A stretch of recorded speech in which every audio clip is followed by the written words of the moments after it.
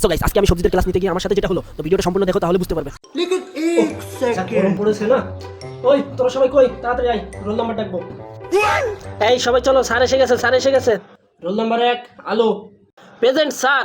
Roll number 2 পেঁয়াজ, present sir. Roll number 3 tomato.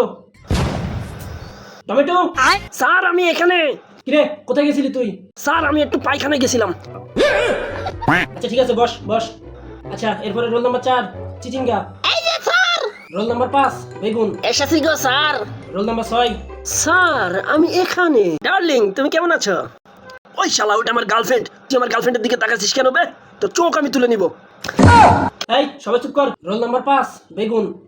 Present sir. High বেগুন। এই তোরা কেউ আমাকে আই বেগুন বলবি না, আমি কারো কাছে যাই না।